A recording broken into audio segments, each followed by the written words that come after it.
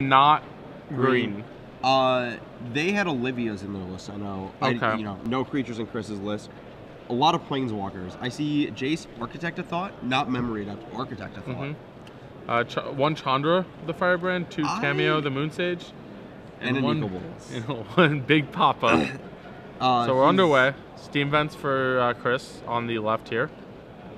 To a Temple Garden for John. Yeah, Chris's white cards, he has Feeling of Dread, Supreme Verdict, 4 Terminus, and obviously Sphinx's Revelation. 4 Sphinx's Revelation. And he also has Rakdos' Return. And Elixir of Immortality. Yeah, he means it. Yeah.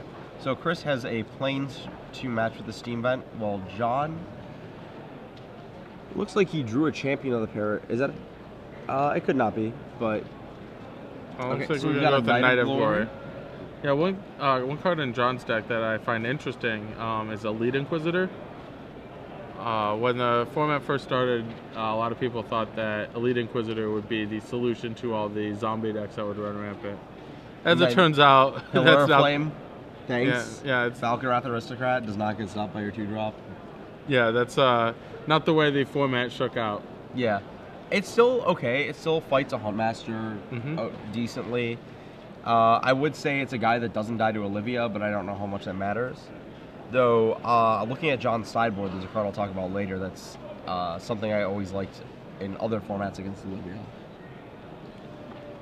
So, Chris has a Chromatic Lantern as his 3rd turn, and John's going to get 1 turn to attack without any sort of interaction, it looks like. See an Azorius Charm. Maybe and a Rakdos Return, I think, on the end. Yeah, and the Chandra. The Chandra? Alright, so the Chandra's going to get some value. Yeah. More than likely. There have been times in this format where I've really liked Chandra a lot. I think it does some good work. It's also a very powerful way to force through, like, Rakdos Return. In control copy mirrors. up. Yeah, because that beats a single counterspell. Alright, so it doesn't beat Counterflux. Overload. Champion of Parish into Mayor of Averbrook. So this attack's going to be for 4 here, thanks to Exalted. So what Chris can do is he can Chandra down the Mayor. Yep. Hopefully does the Mayor and doesn't Todd Anderson this up. And love you, Todd. And then that leaves him his Chandra vulnerable. Dead? Yeah. Well, I mean, killing, it's a sort of a kill a guy, gain 4 life. Yeah. Kill a guy, gain 4 life. That's not the worst thing to do. I think it's something that Chris should. Alternatively, you can. I don't think Rakdos Return for the rest of John's hand is something that you want to do right now. Yeah. Unless he has a Supreme Verdict hand, in which case it's absolutely. He could also have a Terminus. Okay. He only has 1 Supreme Verdict. He has 4 Terminus, though. He would have to have a Terminus and the way. He was thinking about Rakdos Return and like seeing what that does on the flip. Yeah. Could also be. He has the Charm. He could be debating passing and whether that's better. But I think he's letting the Mayor flip. Ooh. Okay. So if John does not attack with his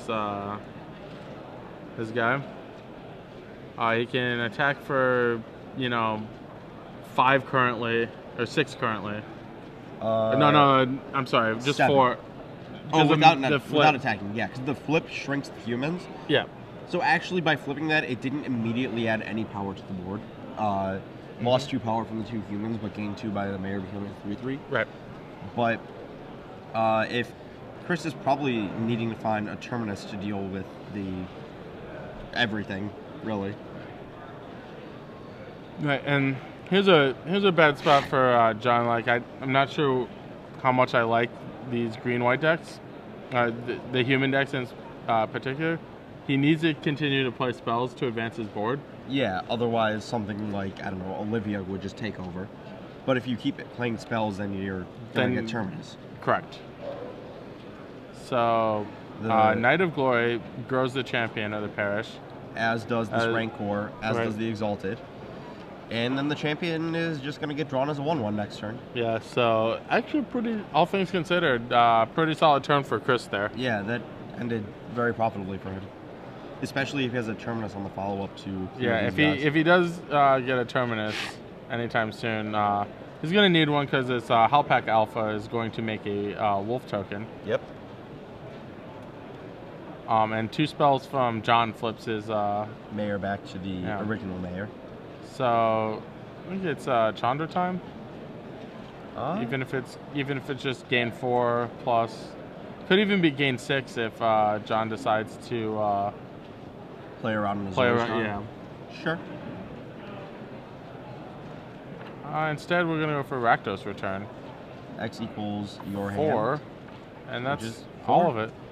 Okay, John dropping down to 16 as well. So hits a Silverblade, an Elite Inquisitor, the Rancor, and it looks like another spell. Okay. John draws Champion of the Parish. Yeah, pretty much the worst draw possible. Yep. That's still a spell. That's Azorius Charm does that to people. Yep. Does what Azorius Charm does. This attack for 9 here drops Chris to 7. Yeah, 3 from each of the knights, 2 from the wolf, and 1 from the mayor. Yep. I think in John's position, you may just pass. There's no way I would play this champion here. I don't know. Chris's deck could play Rolling Temblor or something, and getting the Mayor to a 3/3 is actually relevant. Also lets it prevent, not get pillared or something. Yeah. Chris is not casting it turns it into Halpak Alpha. Yes. So that. And that actually adds a power to the board next turn too, because it pumps the wolf. Correct. Chris is pretty far behind here. Yeah. I think that's lethal, unless he's going to draw 4, which I don't think there's outs. He could double pillar, I guess. Land double pillar. Puts him to 1. Yeah. No Thought Scours to try and Miracle. He could have. Oh, he has Feeling of Dread in his deck. Okay. Okay. You found it out.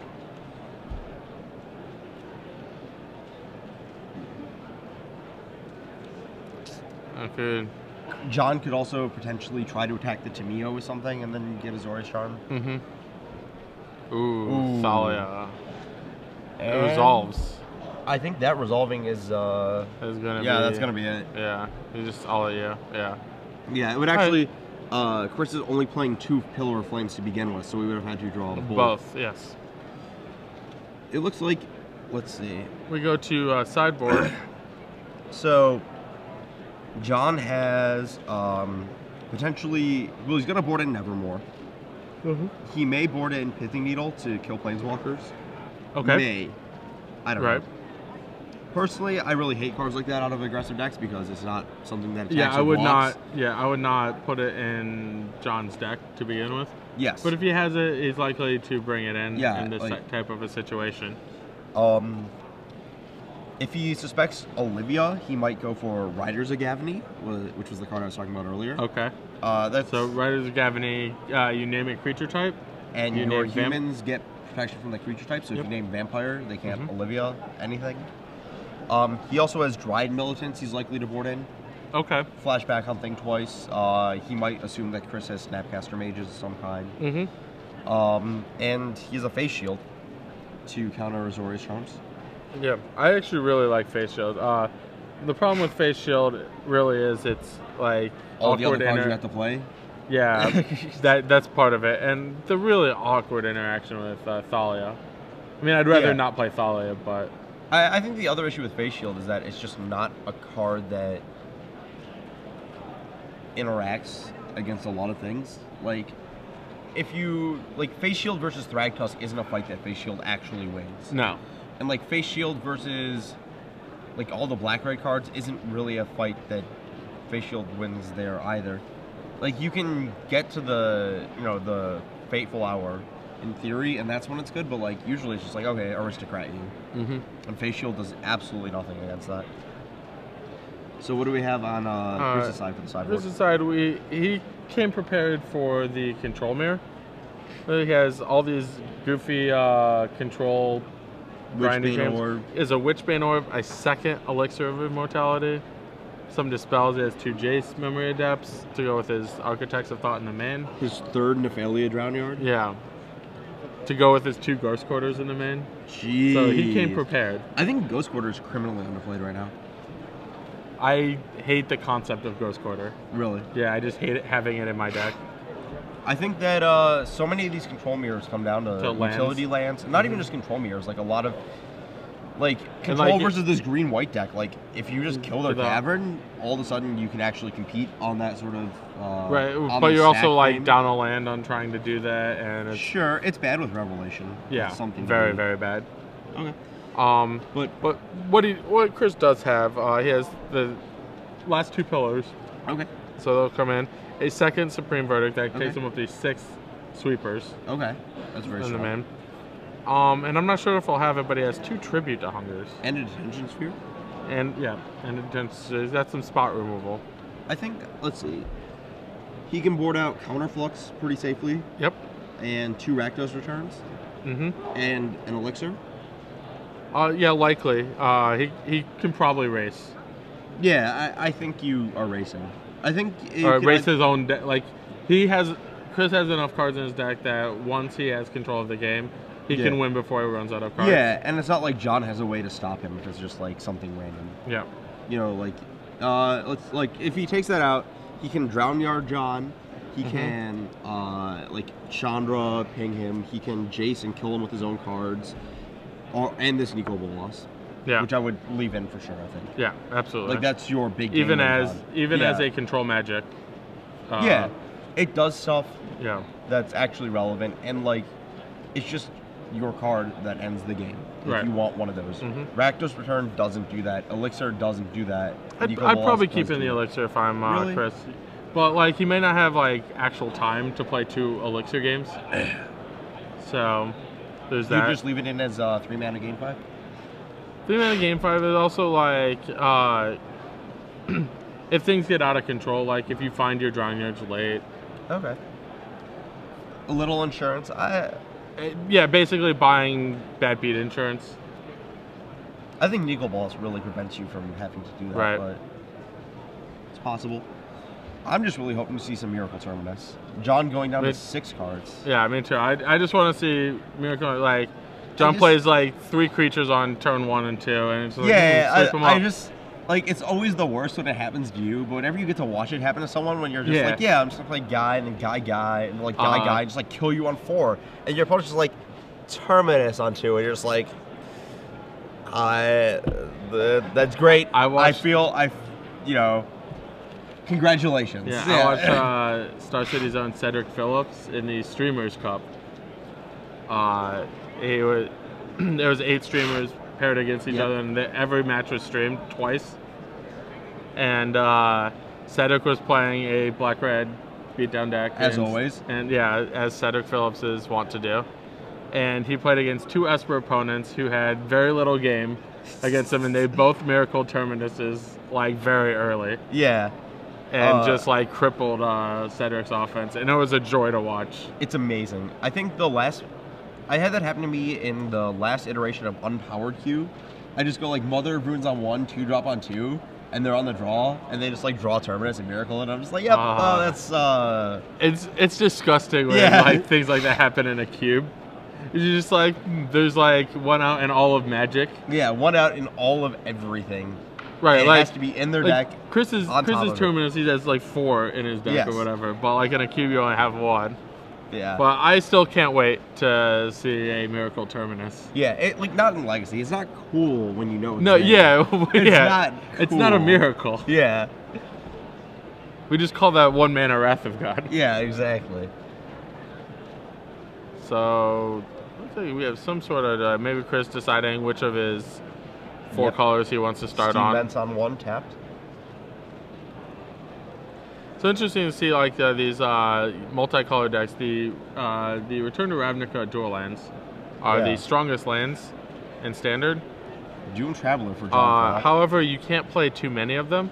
Right. They're always interesting to see what kind of. Oh man. Chris Pillar of Flames the Doom Traveler and plays a tapped Blood Crypt. So Pillar of Flame prevents the token. I mean, that's almost good for John because he doesn't have a Pillar of Flame for a real creature now. Yeah. Such like as Thalia. Yeah.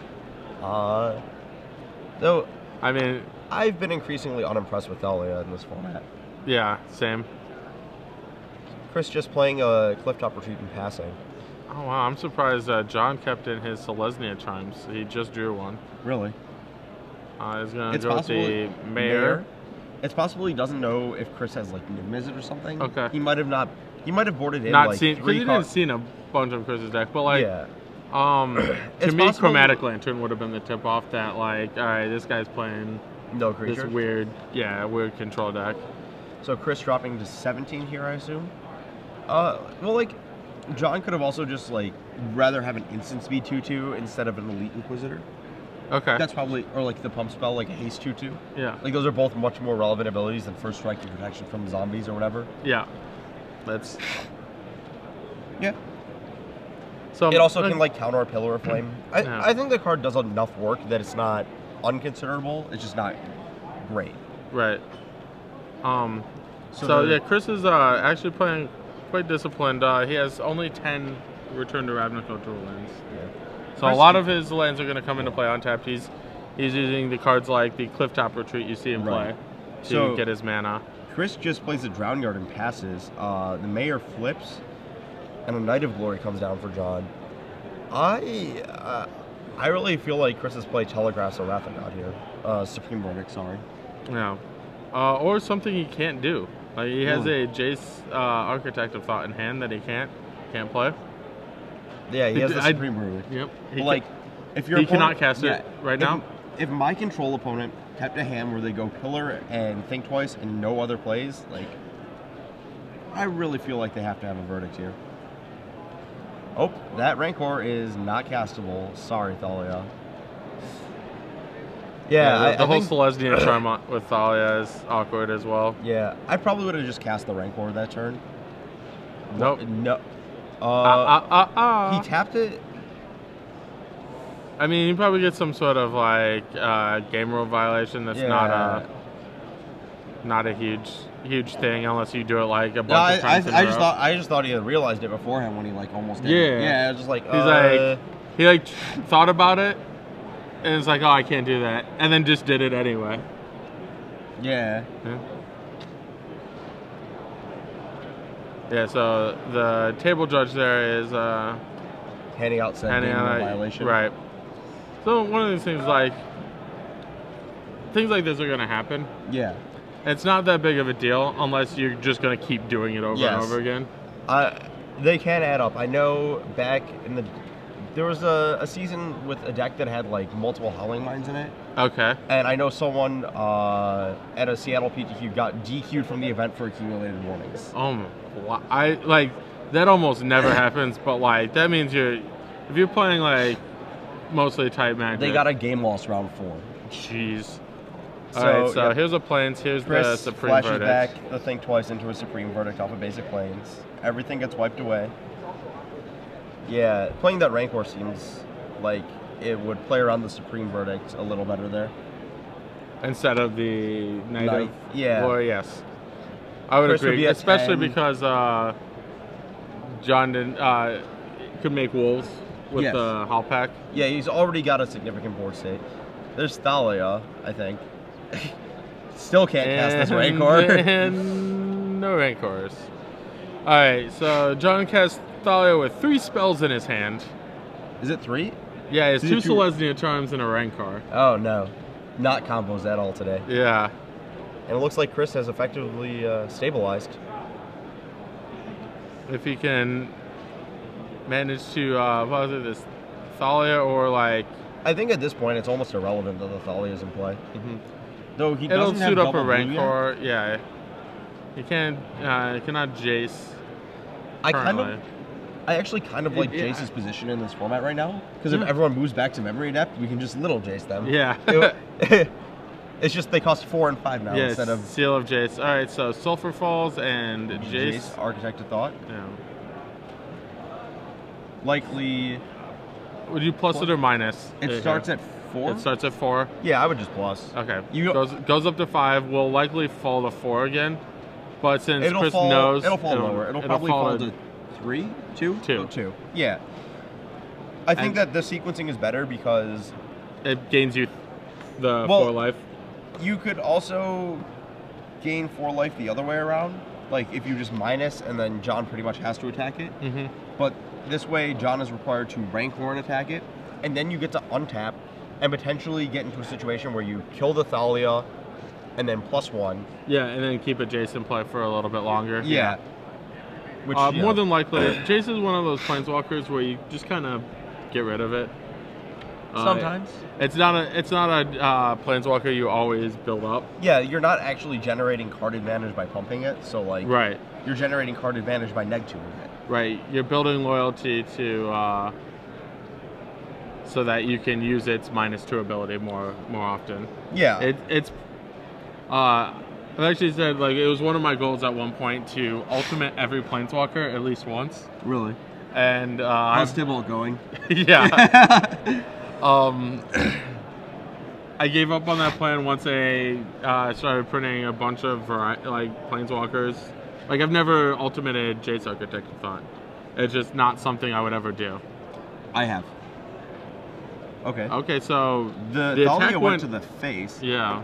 And Jace is going to flip another Jace, a Feeling of Dread, and a Drowned Catacombs. Those cards go on the bottom of the library, something that I mess up almost every single time I play with that card. Yeah. So the Feeling of Dread versus... Oh, jeez. Yep.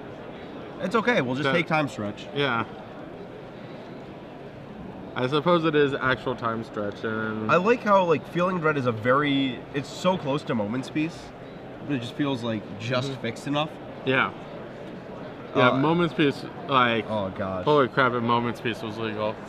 I would not play non-Moment's Peace decks. Yeah. How about that? Yeah, if we talk about Fog being good, oh, wow. Yeah.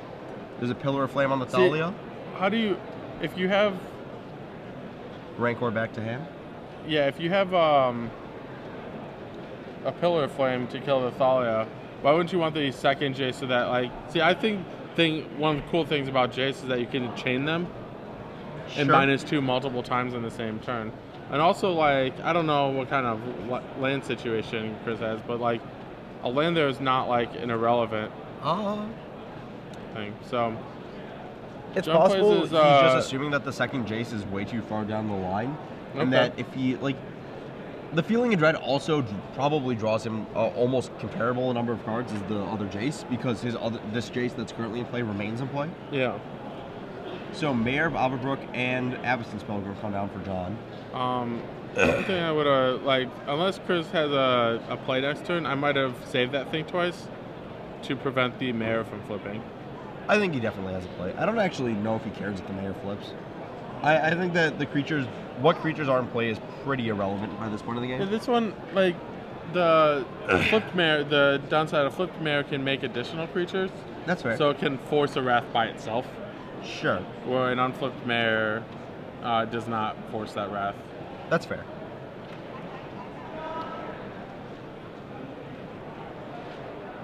See Chris counting some mana. Jay's probably going to 1 here. I would imagine. That looks like a 1 to me. That is a 1. There comes a... He can even flashback the thing twice, though, so that doesn't Right. How about Sphinx's Revelation? Would you like Sphinx's Revelation? Or Sphinx's Revelation in the Hallowed Fountain? Well, you might just put both Revelate. No, get real. And that is... so we found a win condition.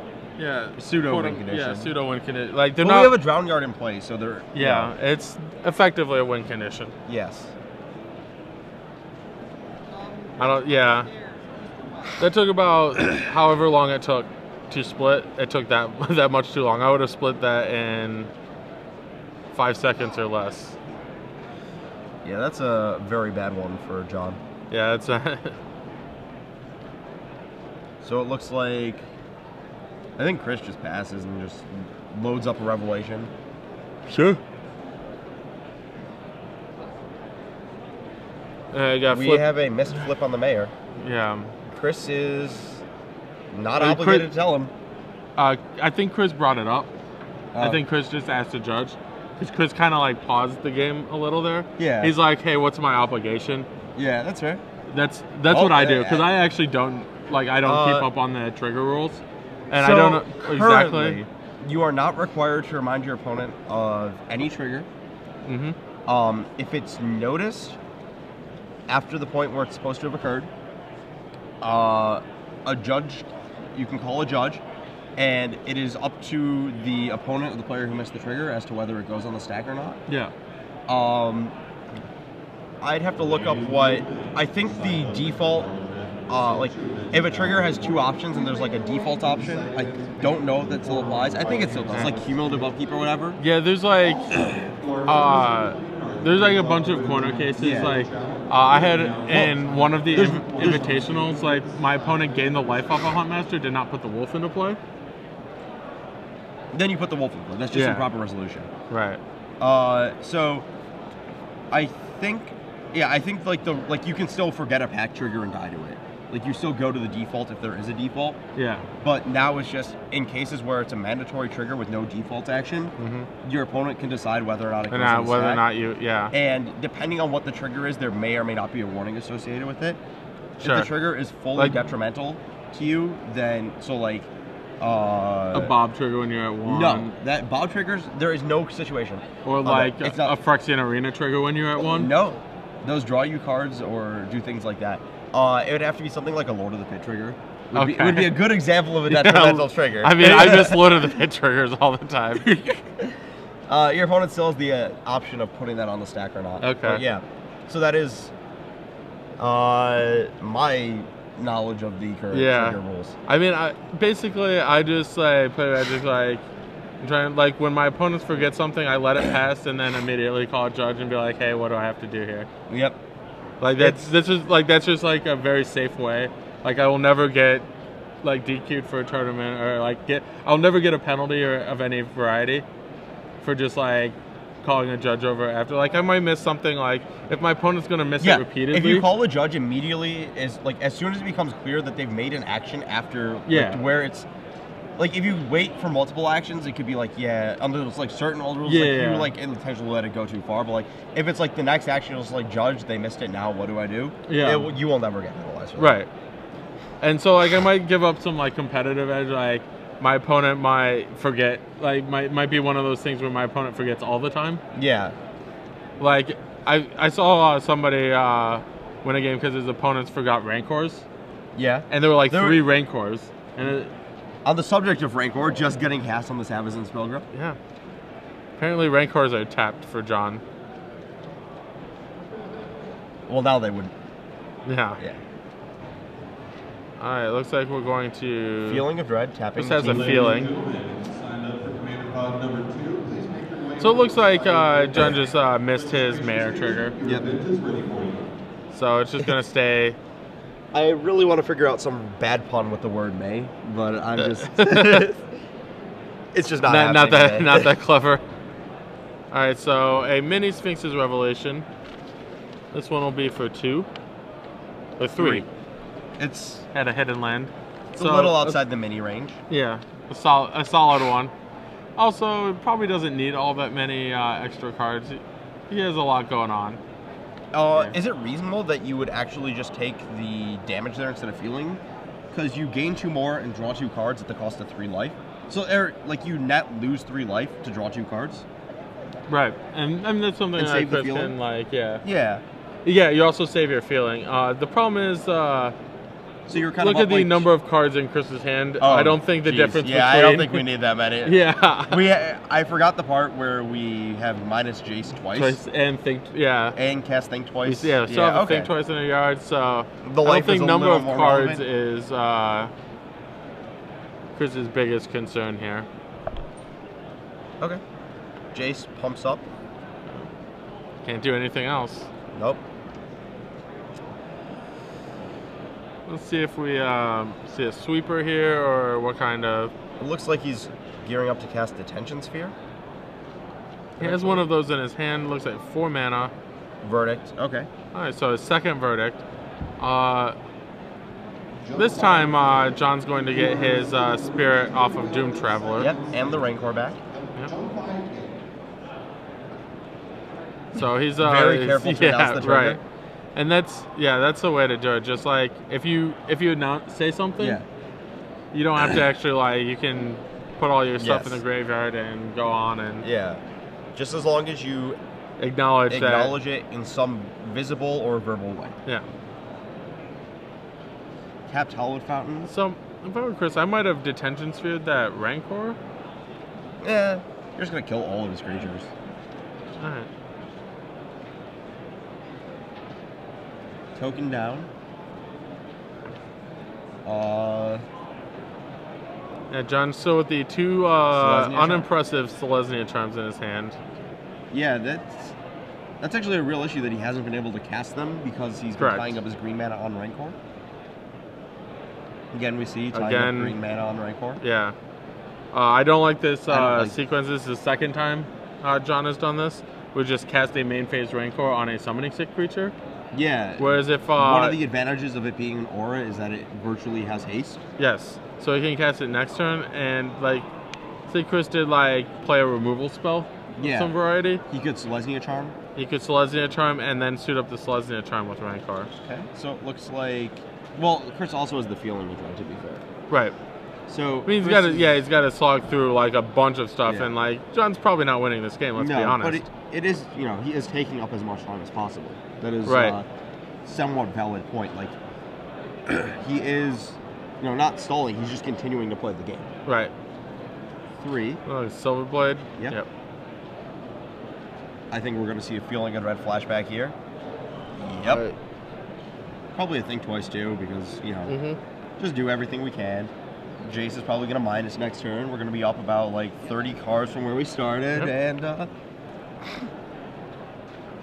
Chris just has to find some way to... So actually start winning. If you're John, is there like a point in the game that you concede? Yeah. I don't think his deck is... Oh, there's a Drown Area going on. I think his deck is fast enough that there isn't a specific point that you actually concede. Would you concede on... I mean, I would. You can clearly want to concede on like... It's probably like 7 minutes. Yeah. I think there's a definite point. But like... It's like it's really definitely not now. It's not something that you really have to think about. Okay. Because usually, like given this time frame we have to work with, his opponent should be able to kill him. Should and will are two different things. Well, I think if you're Chris, you have to kill him in that time frame, unless you're playing for a draw, which is. Yeah, I mean, Chris has got his work cut out for him. Okay. Yeah. He cannot win very quickly. That's true. I think this 18 minutes, like this whole like rearranging of his mana is just like taking up way too much time that he just doesn't need. His physical play is not proper right now. Yes. Yes, casting Cameo is correct, but you just tap like whatever and do it very quickly. Yeah, well he needs to leave up Drown Yard for sure. Yeah.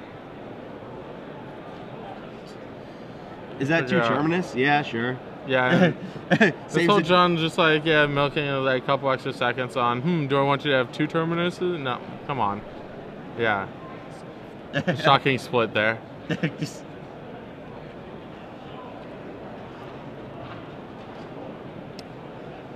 Yeah. Don't flick your card, just pass. What are you gonna do? Right. The clock is your enemy here. Yes. If you're Chris. Yes.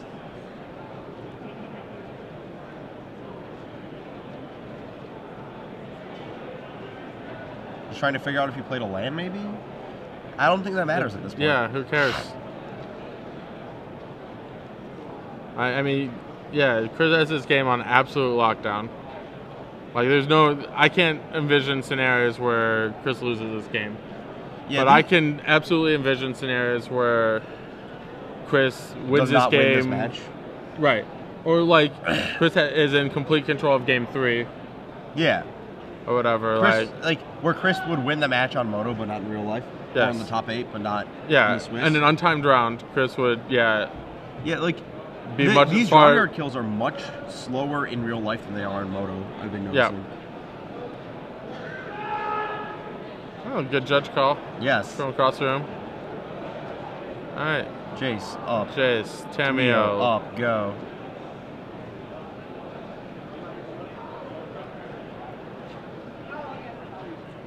Go. End of turn, Selesnya Charm. Make it night. Okay. Does Chris have 8 cards in hand? Probably not. No, he probably has 7.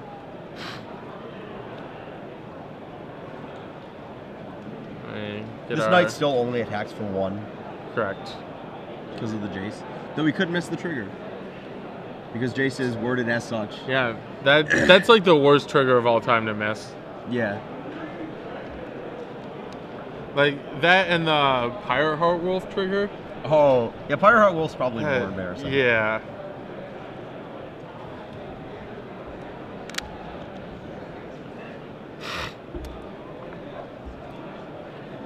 Alright, casting Sphinx's Revelation for like... all of it. Okay, all of it. Yeah, there's no reason to set out like your color. It's clear that you have 2 blue mana and a white mana.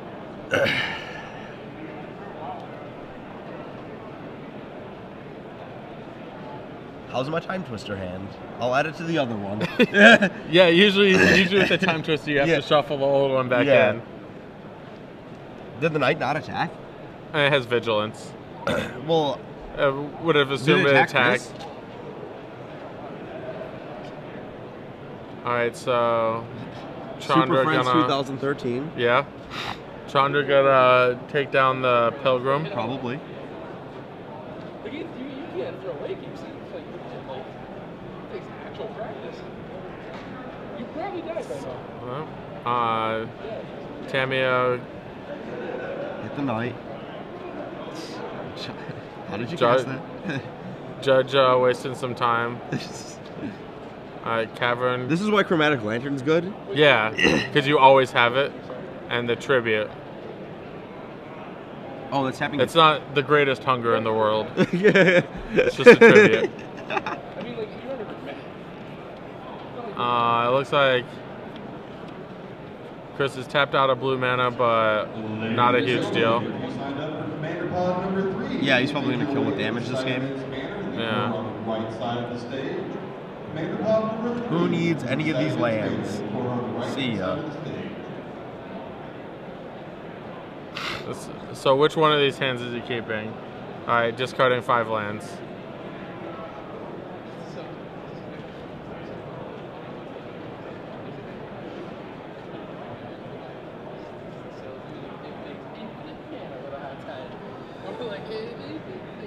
John hacks in a little early, I think. Yeah, absolutely. I would have made Chris continue playing. Yeah, me too. I would have literally taken no action. Like I would have passed. Draw, go. Yeah, draw, go, and made. Yeah. However, Chris gets all the time he wants to kill me. Yeah, like you can't be like draw, tank, go.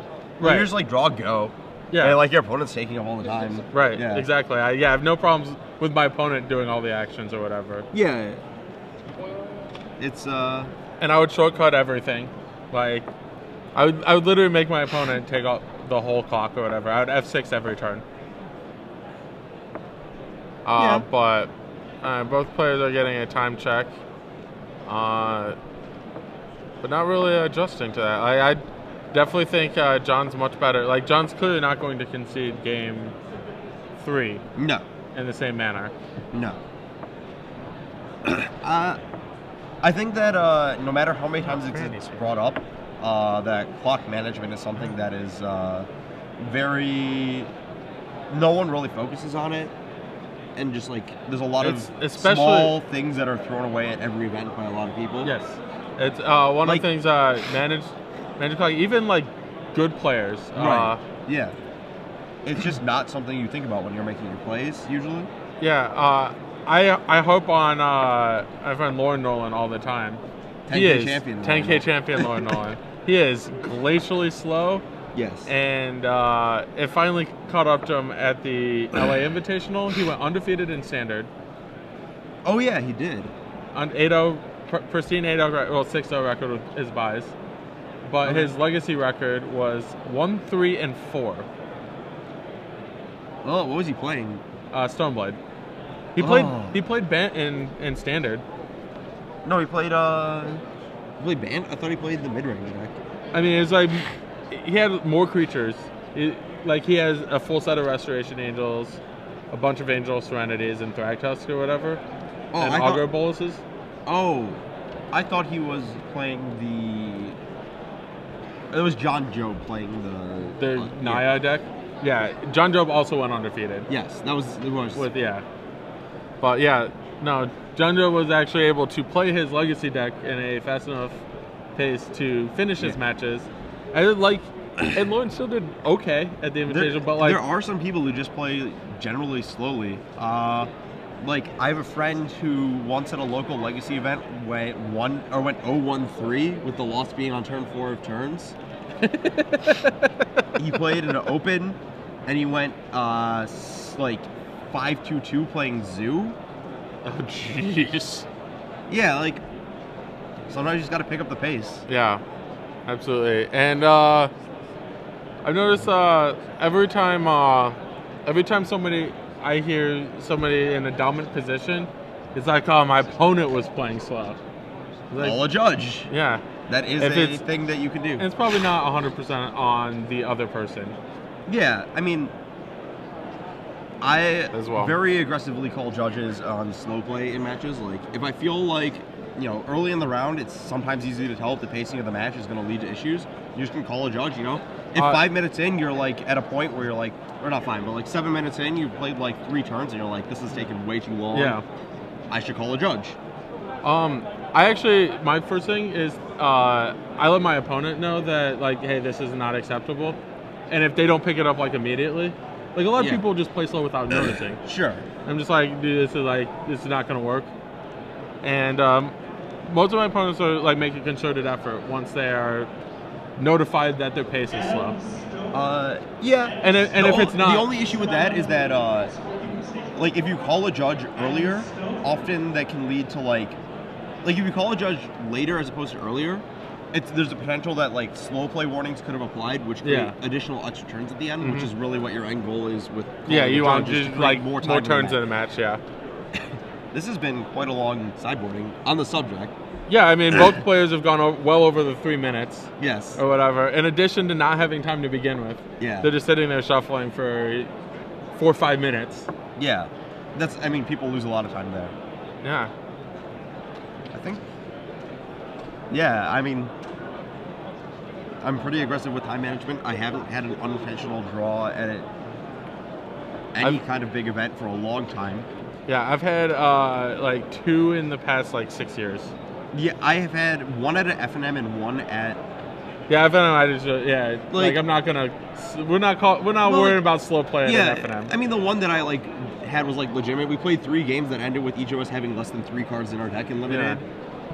Whatever. Those sometimes those games happen. One was earlier against Evan Wagstaff.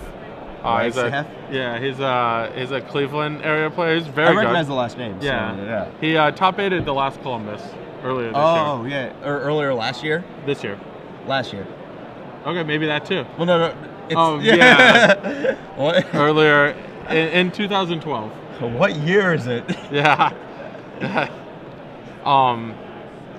Looks like we have a mulligan. Yep, and another 4 or 5 minutes. Now this is at the point where John can't win either.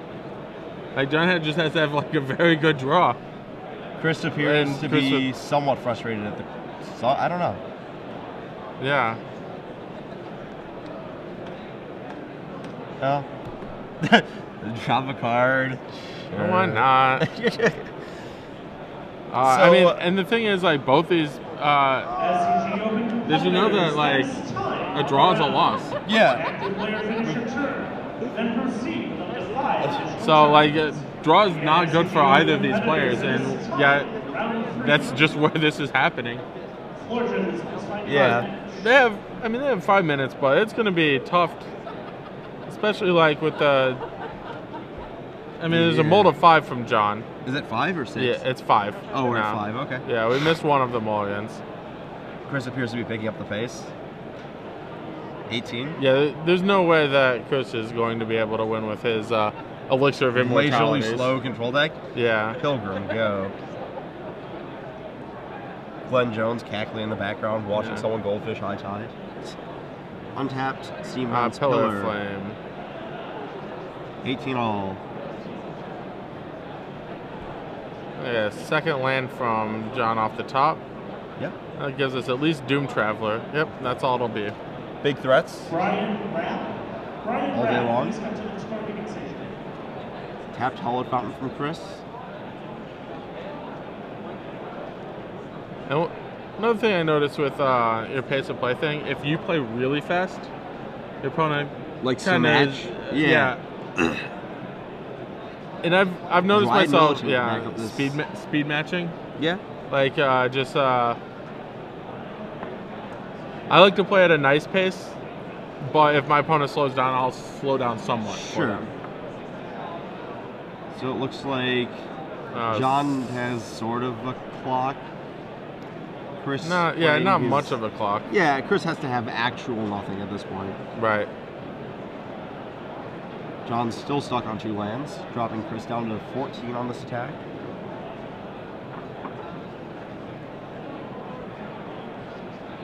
Chris draws.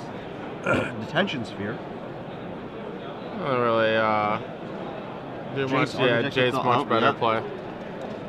This will prevent 2 damage, basically. 3. Probably 2, 3. It depends where John wants to send. Yeah, his I 1 think point. I think that John is more favored to not lose it if he sends it at the Jace, because ultimating Jace is actually one of the ways Chris can win in time. Okay. Nico Bolas, Planeswalker. Yeah. Game. And whatever. Sublime Archangel, whatever. Is there one in there? Yeah, Yeah, there's there's a couple. 2. There's 1 in John's hand right now, actually. Yeah. Pair up with the. Jace is very good against this too. It is. It's gross. All right, he's going for the gusto. And Chris is gonna take 2. yep. Bang. That 11 is not correct.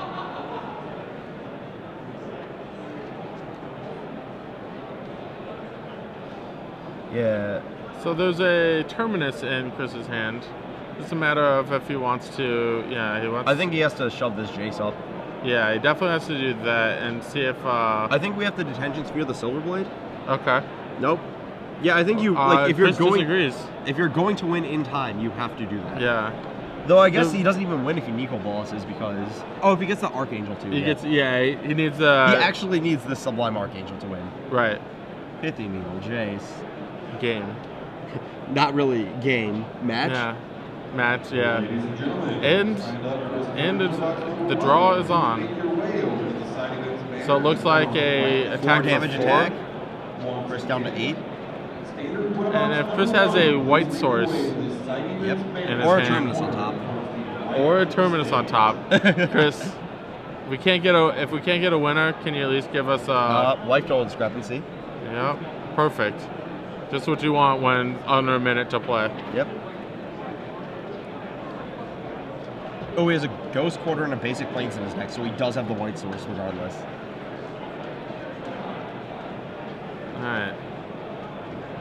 Are we Ghost Quartering ourselves? I really want to see this. Yeah. Do it. Mana? Nope. Nope. Killer. Faith. Face Shield. Gotta have faith. It gets protection from red. Both of these spells exiled. Pillar of Flame is exiled.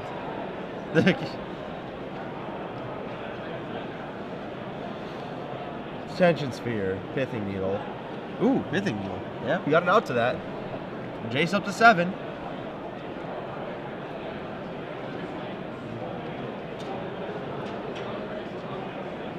And time.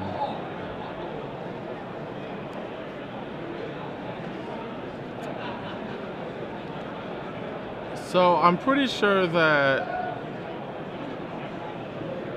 I wonder if a 4th land would have been game. 1, 2, so 4. So it's so plus 4. No, what? It's 10 damage. No, 8 damage. What? 6. I 10 damage. What? So if. Yeah. It's plus 5. It's a 6/6 -1. Yeah. Yeah. I feel like. Is this life total? Well, I think Chris is at 7 because we're missing the 4 from last year, so it would have been game. Okay. Whoa, jeez. I don't think Chris sees the Terminus, does he? Oh, it does.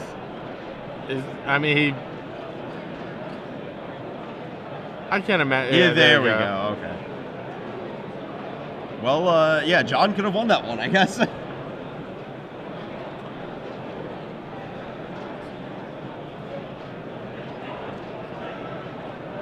So yeah, Chris uses his Ghost Quarter on his own land to color fix. Yes. Plays a swamp of plains and an island. Yeah, sometimes you got it when you got Ghost Quarters. Yeah. And everybody has colorless lands in his deck that somehow fix a little bit. Yeah. Terminus. Game. Chris can still not win this game. I'm Correct. pretty sure there's actually no way for him to win. And I think John is no longer capable of winning this game as well. I don't know what else Chris has in his hand. In theory, if he plays Archangel into like, he can run a runner. He has outs. He like goes Archangel, draw Silverblade pair, kill you. Okay. Yeah. That's a thing, right? Yeah. People do that. However, I think Chris is going to ultimate the Memory Adept, or the Architect of Thought on his Fourth turn. land, right on time. So I feel like Jace is going to get Nicol-Bolas. Oh! Chris could actually win this game because is this turn 2? Yeah. So get 2 Archangels from... I don't think that's enough, actually. That's not even close to enough. No, he gets Nicol-Bolas. Oh, no, because he can't pair the... Oh. I thought he could get a Paladin. Oh, yeah, get a Paladin. But he has to... Yeah, that's so unlucky. He cannot... Even then, it's not like Chris has additional creatures he can play. Yeah. Like... The fact that he has no creatures could cost him this game. Yeah.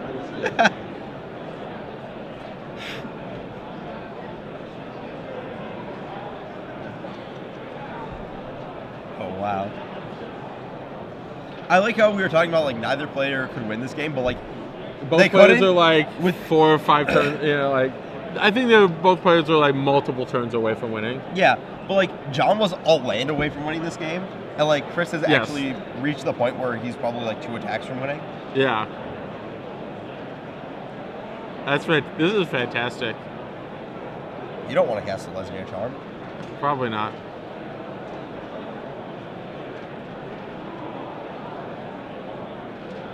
He's trying to like. He's like, man. Is there no other Sublime Archangel? Yeah, I mean, it doesn't matter too much. It doesn't, but maybe John is more inclined to concede that the board's like absolutely insurmountable. Sure.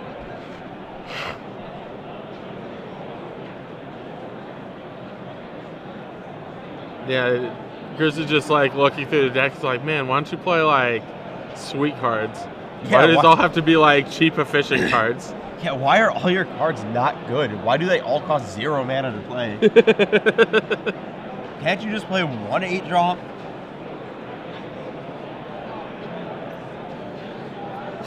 So his Memory Adept. Yeah, he boarded in Memory Adepts.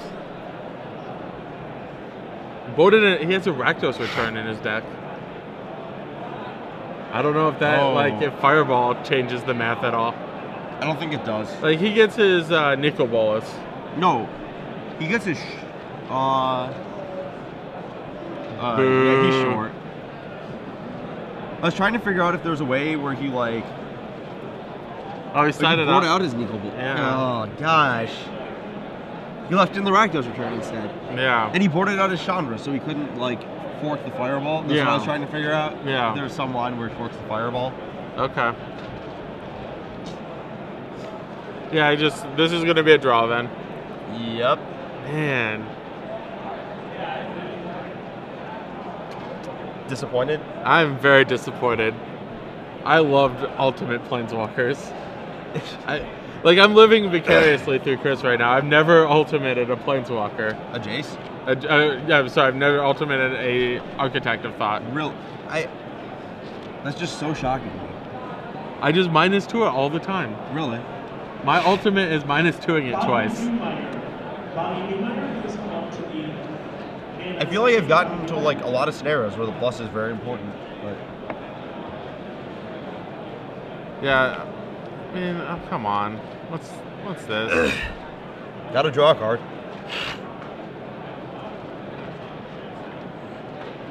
Just gotta keep soldiering through. Apparently. The fact that it's Silverblade Paladin is literally... Yeah, this is so comical.